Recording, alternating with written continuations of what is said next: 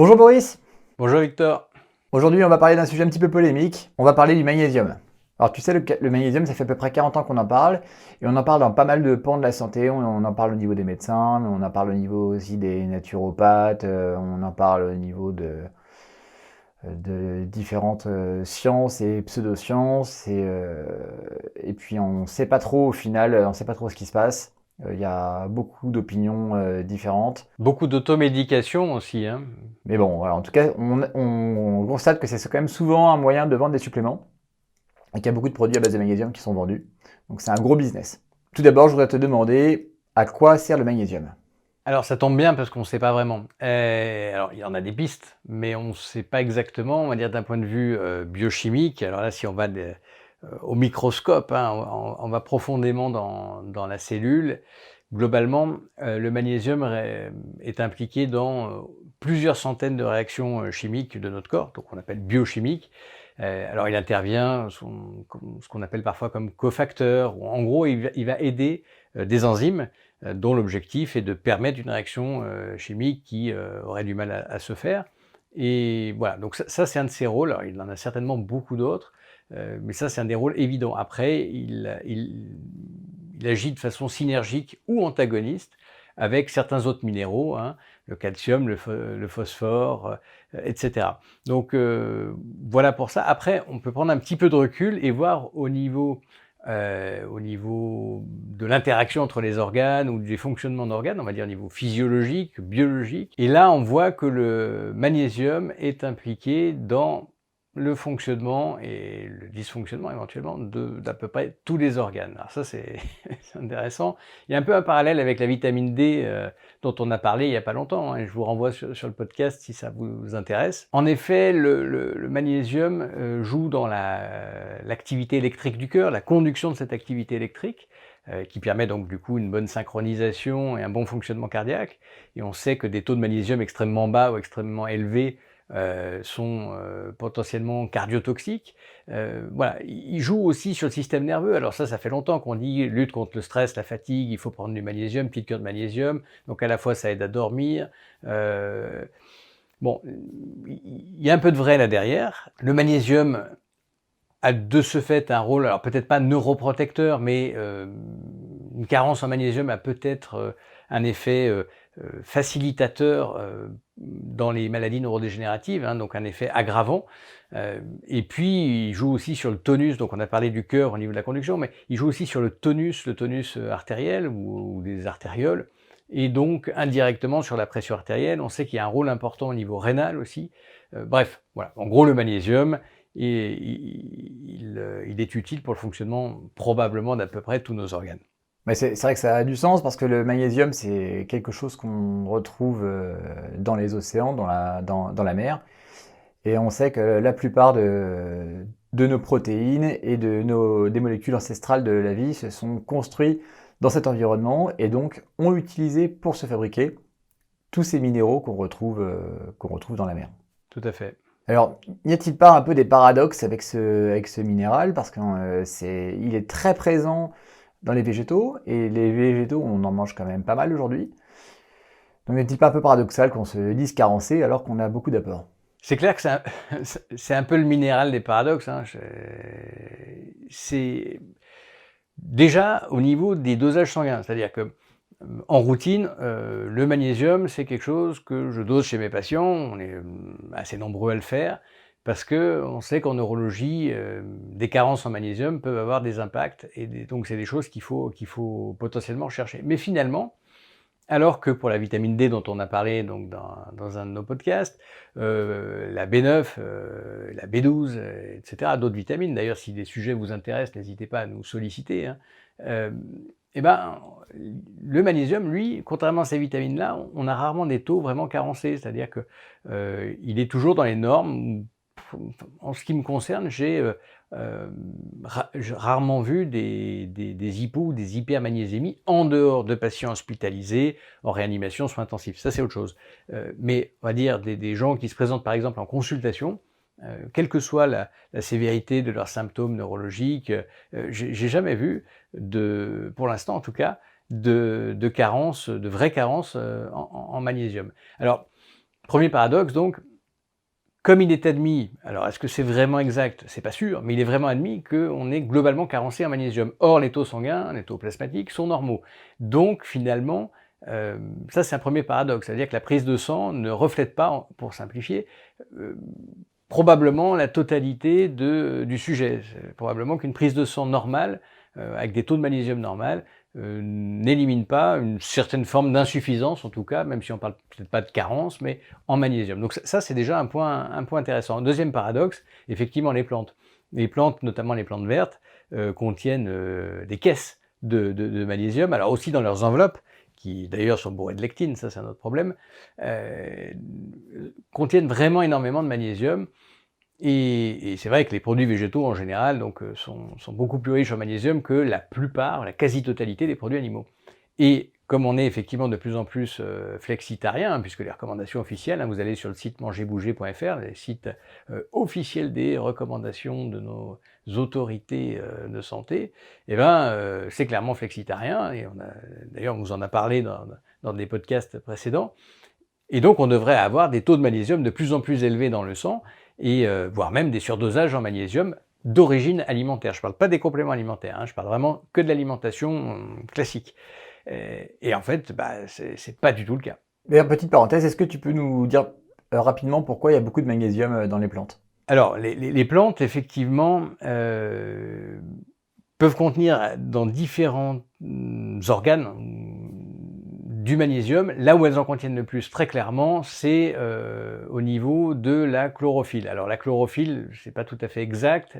La chlorophylle, c'est ce qui donne la couleur verte, alors parfois bleue, des feuilles. Alors les feuilles, ça peut être des épines aussi dans le cas des conifères.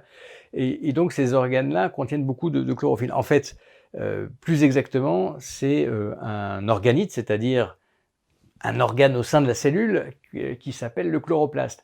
Donc vous connaissez certainement la mitochondrie chez l'homme, qui est notre usine énergétique. Alors elle a aussi des rôles beaucoup plus subtils que ça, très importants dans le métabolisme, dans la longévité, dans la prévention des cancers, etc. Bref, néanmoins, pour simplifier, c'est notre usine énergétique. Et on pense que c'était dans l'évolution une espèce de bactérie qui a été mangée, absorbée par une cellule plus grosse, elle-même une bactérie ou une cellule plus évoluée, et qu'on a gardé finalement cette spécialisation, ce qu'on appelle l'hypothèse endosymbiotique. Et on a le même phénomène pour les plantes, avec le chloroplaste. Et le chloroplaste, c'est l'équivalent à la fois de la mitochondrie de l'homme, donc c'est l'usine de production d'énergie qui va capter la lumière du soleil, notamment au sein d'une partie, ce qu'on appelle les photosystèmes, qui contiennent de la chlorophylle. D'ailleurs, c'est passionnant, ce fonctionnement des plantes vertes. C'est vraiment passionnant.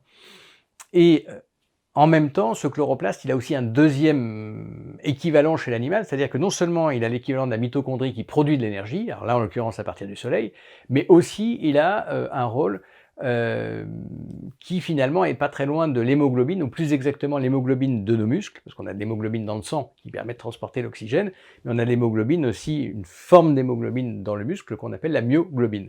Donc c'est vraiment équivalent, si ce n'est que c'est pour l'utilisation intracellulaire, notamment dans le muscle, d'où myoglobine, de l'oxygène pour permettre aux muscles justement d'avoir un grand métabolisme via les mitochondries et de pouvoir entraîner la contraction musculaire. Et donc là, c'est un peu 2 en 1. On a dans ce chloroplaste à la fois l'équivalent mitochondrie et on a à la fois l'équivalent myoglobine. Voilà. Et dans ce chloroplaste, la zone équivalente entre guillemets de l'hémoglobine, contrairement à l'animal où cette hémoglobine fixe l'oxygène parce qu'il y a du fer à l'intérieur, là c'est pas du fer, c'est du magnésium. Donc en fait, les plantes les plus vertes, qui ont donc le plus de chloroplastes et qui ont à l'intérieur le plus de chlorophylle, ont également, notamment au sein de la chlorophylle et des protéines associées, énormément de magnésium. C'est vraiment le minéral qui permet de faire fonctionner cette partie-là.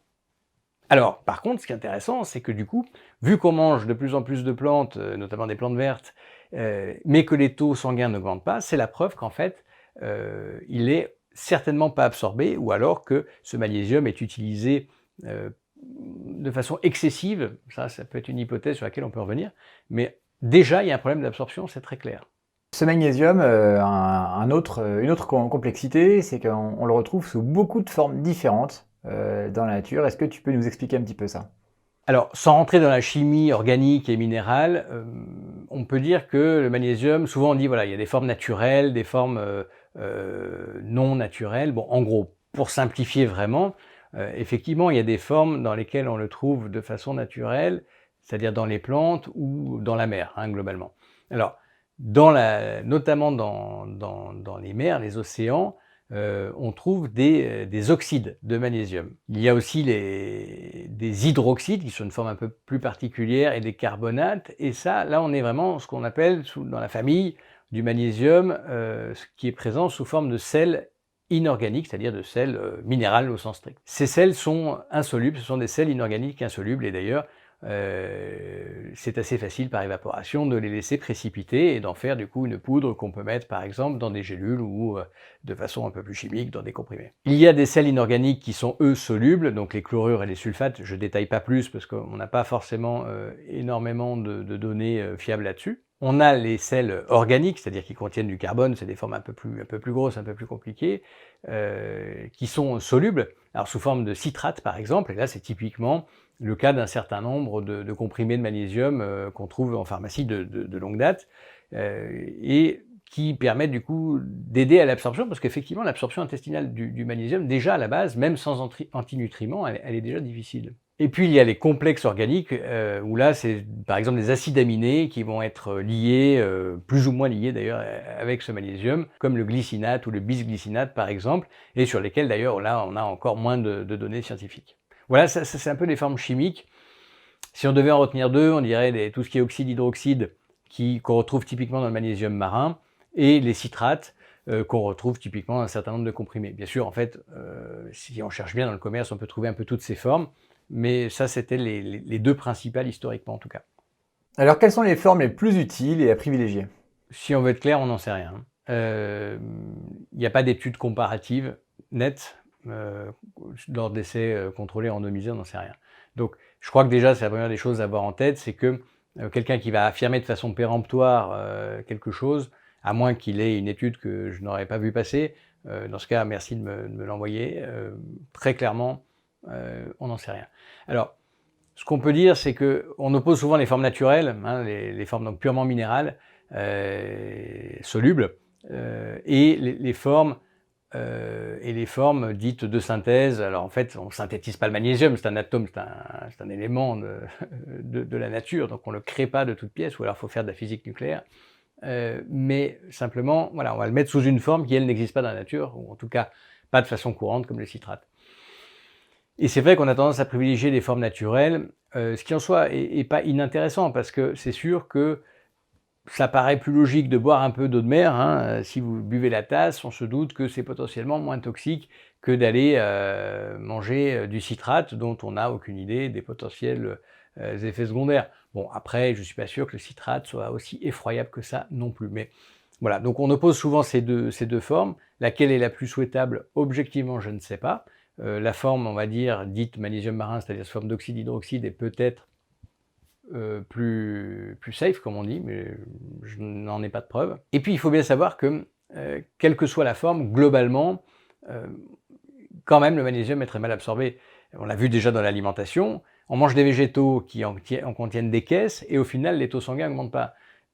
Bon, bien sûr, il y a l'effet antinutriments des végétaux, hein, que ce soit les fibres, que ce soit les oxalates, et je vous renvoie sur un autre podcast sur l'acide oxalique, sel d'oseille, hein. Mais indépendamment de ça, l'absorption est déjà difficile et il n'est pas sûr du tout que la voie orale soit finalement la meilleure voie si on veut supplémenter, si on veut augmenter les taux. Et peut-être que simplement des bains qui seraient très riches en magnésium, finalement, par voie transcutanée, permettraient de faire passer dans le sang, hein. On sait qu'il y a un certain nombre de choses qui passent en transcutané, notamment lors de bains. Et c'est peut-être le cas pour le magnésium. En tout cas, il y a certaines données qui suggèrent que l'absorption transcutanée lors d'un bain est peut-être plus efficace que la supplémentation orale. Voilà, c'est quelque chose à avoir en tête. Encore une fois, les données scientifiques ne sont pas sont loin d'être évidentes. Ok, très intéressant. Donc, bon, on voit un minéral qui est quand même très présent, qui a l'air assez présent dans les plantes, dans lequel on est tous potentiellement plus ou moins carencés, mais nos ancêtres devaient-ils se supplémenter en magnésium alors? Ah bah oui, c'est évident, hein, depuis l'Australopithèque, heureusement qu'ils avaient leurs gélules de magnésium, bah sinon ils étaient mal barrés. Il y avait toute une industrie certainement à l'époque du magnésium. Bon, pour revenir un peu sérieusement sur le sujet, évidemment, on a du mal à imaginer que nos ancêtres se supplémentaient comme ça. Autant pour le sodium, c'est un peu différent, c'est-à-dire que les entre guillemets pierres à sel que l'on voit naturellement émerger, et d'ailleurs lors de traditions pastorales, lorsque un berger accompagne, surveille des ovins, des caprins, ces animaux vont, des bovins parfois, ces animaux vont aller spontanément lécher des pierres qui contiennent parmi les minéraux du sodium. Donc ça, le sodium, c'est un cas un petit peu particulier. D'ailleurs, c'est assez intéressant, le sodium, parce que c'est plus compliqué qu'il n'y paraît. Néanmoins, pour le magnésium, on a beaucoup moins de moyens évidents d'imaginer qu'il y avait une espèce de complément ou d'appétence toute particulière pour le magnésium. D'ailleurs, le sodium entraîne d'ailleurs une espèce d'appétence. On peut vite être dépendant, au sens un peu, entre guillemets, un peu drogué, un peu shooté au sel, rajouter du sel partout, parce que vraiment, on est fait pour le rechercher. Pour le magnésium, c'est pas du tout évident. Donc il y a une discordance évidente, importante, entre ce qui est admis aujourd'hui comme carence ou insuffisance, selon si on joue sur les mots ou non, de magnésium, donc ce magnésium dont on est censé manquer aujourd'hui, ce qui est possible, et ce qui est même peut-être assez vrai, hein, dans le fond, malgré les taux sanguins donc normaux, et ce que pouvaient faire nos ancêtres, tout en imaginant que l'évolution et la nature, en plus de 2,5 millions d'années d'évolution du genre humain, bien sûr, n'a pas laissé des carences qui seraient potentiellement délétères à ce point-là. En tout cas, c'est inimaginable en termes de logique évolutionniste, bien sûr. Donc, il y a d'autres pistes. Est-ce que aujourd'hui, on a une alimentation qui a changé et qui fait que parce qu'on mange trop de certains végétaux trop riches en antinutriments, on bloque l'absorption du magnésium et donc on se carence alors même qu'on en consomme des caisses? Ça, c'est une piste. Une autre piste, c'est finalement qu'est-ce qui a changé par rapport au régime traditionnel d'Homo sapiens, ben finalement, en dehors des végétaux au sens large, il y a au sein des végétaux la consommation importante de glucides, de sucre rapide, sucre lent, sucre simple, sucre complexe. Et donc notamment sous forme de céréales, mais aussi de fruits très sucrés, par exemple. Puis alors, je ne parle pas du sucre ajouté dans les sodas, etc. Et il n'est pas impossible d'imaginer, alors attention, c'est une réflexion, il n'est pas impossible d'imaginer que les glucides, par exemple, dans notre régime hyper riche en glucides depuis les années 70, 60-70, nous carencent. Alors, je ne sais pas comment ça peut se faire de façon directe aujourd'hui, il n'y a pas assez d'études là-dessus. Par contre, on sait très bien, en neurologie par exemple, que lorsqu'un patient alcoolique se présente aux urgences, globalement, il est plutôt carencé en B1. L'alcool carence en B1, donc c'est des gens qui, et la B1, bon, joue beaucoup au niveau du cerveau et entraîne des démences, des troubles de la motricité des yeux, etc. Enfin, c'est des troubles neurologiques assez sévères qui sont en grosse partie réversibles s'ils sont pris très tôt et à qui, malheureusement, sont totalement irréversibles si c'est pris très tard. Et lorsqu'ils se présentent aux urgences pour diverses raisons, souvent on a tendance à leur mettre une perfusion parce qu'ils sont déshydratés et donc ce qu'on peut mettre parfois c'est du glucose, surtout s'ils ont une hypoglycémie induite par l'alcool. Et donc là, en l'occurrence, si on n'a pas supplémenté en vitamine B1 avant de mettre la perfusion en glucose, c'est une erreur médicale, c'est une faute médicale. Et donc ça c'est bien à avoir en tête. Effectivement, le sucre qu'on met dans la perfusion va, pour être utilisé, cramer en quelque sorte nos stocks en B1. Alors quand on a beaucoup de B1, ça pose pas tant de problèmes, mais quand on a déjà des taux de B1, de vitamine B1 qui sont vraiment faibles, mais à ce moment-là, alors là on majore une carence existante de façon très nette, et là on crée les lésions neurologiques. Donc voilà, il faut bien avoir en tête quand même qu'il y a un certain nombre de composés qui peuvent, et notamment la piste des glucides me paraît très, très raisonnable, notamment parce qu'elle est totalement en opposition avec le régime traditionnel de Sapiens, et je viens de vous citer l'exemple de la B1, et c'est valable chez les gens qui sont aussi non alcooliques, mais qui seraient carencés en B1 pour différentes raisons d'origine alimentaire. et chez qui on ajouterait du sucre. Voilà. Donc ça, c'est vraiment, vraiment, vraiment à avoir en tête. Et je pense que c'est une piste potentielle qui expliquerait que déjà on n'absorbe pas bien, mais en plus on l'utilise davantage. Après, il pourrait y avoir d'autres dérégulations du métabolisme de ce type-là, toujours d'origine alimentaire, puisqu'on s'éloigne évidemment de plus en plus du régime traditionnel d'Homo sapiens. Voilà. Enfin, c'est des pistes de réflexion que je propose. Ok, donc au total, qu'est-ce qu'on doit faire? Premièrement, au total, déjà, je pense qu'il faut admettre qu'on n'en sait rien. Je pense que c'est vraiment important d'un point de vue d'honnêteté intellectuelle, mais aussi des conséquences des propos qu'on peut avoir. On voit trop de gens qui partent de façon péremptoire en disant telle forme est bonne, telle forme n'est pas bonne, et qui montent un argumentaire qui est intéressant derrière. Mais objectivement, je pense qu'il est important d'admettre que l'on ne sait pas bien. On sait certaines choses, mais quand même très peu. Donc, je crois que c'est la première des choses. La deuxième, c'est déjà de se dire que doser le magnésium un peu en prévention, bah tiens, je suis un peu fatigué, on va doser mon magnésium dans le sang, dans la prise de sang, je suis pas sûr que ce soit très utile, j'en suis de moins en moins convaincu, et autant c'est extrêmement important chez les gens en soins intensifs réanimation, parce que là on sait que les hypo ou hypermagnésémies peuvent entraîner des cardiotoxicités, donc arrêt cardiaque, des choses comme ça. On sait aussi que dans certains cas, des tas de mal épileptiques, dans le cas de l'éclampsie, etc., on va être parfois amené à utiliser du sulfate de magnésium. Bon, là on est dans des propriétés électriques, encore une fois, d'ailleurs, que ce soit du cerveau, du cœur. Donc effectivement, là c'est très particulier, bien sûr que là c'est monitoré. Mais je parle des gens qui, comme vous et moi, peuvent marcher, se déplacer sur leurs deux jambes pour aller voir le médecin, qui sont pas bien, quelle que soit l'intensité du mal-être, je ne suis pas sûr que le dosage en magnésium va apporter quoi que ce soit, parce que de toute évidence, il va être globalement dans les normes, et pour autant, on admet qu'on est quand même carencé. Donc c'est à cause de cette décorrélation entre les taux sanguins de magnésium et des symptômes qu'il ne me semble pas pertinent en fait d'aller le doser. Donc ça, c'était le deuxième message. Et le troisième point, c'est rechercher un régime plutôt low carb, de type un peu cétogène, mais suffisamment protéiné. Voilà. Donc si je peux récapituler les choses, je dirais que pour pouvoir répondre à ce type de questions, il est important de se rappeler qui l'on est, d'où l'on vient et quel est le problème actuel.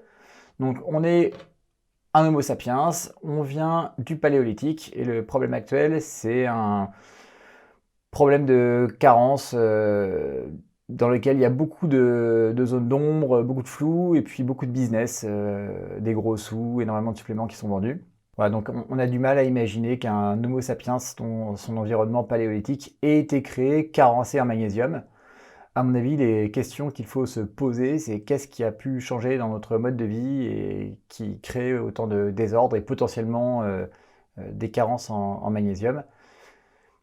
Je pense que c'est plus intéressant d'aborder le problème sous cet angle-là que d'aller chercher des suppléments et des gélules qui, dans tous les cas, même si potentiellement ils pourraient régler le problème à court terme, ce qui n'est pas prouvé, ne sont en tout cas pas des solutions pérennes. Boris, merci beaucoup pour tes réponses. Merci Victor. Merci beaucoup pour votre écoute. N'hésitez pas à venir retrouver nos offres sur notre site sequoiasanté.com. Vous pourrez aussi vous y abonner à notre newsletter et puis télécharger un e-book que nous vous offrons, que nous avons co-rédigé avec Boris sur le thème de la longévité qui nous est si cher. Prenez soin de vous. À bientôt, à la semaine prochaine pour un nouveau podcast et prenez soin de vous.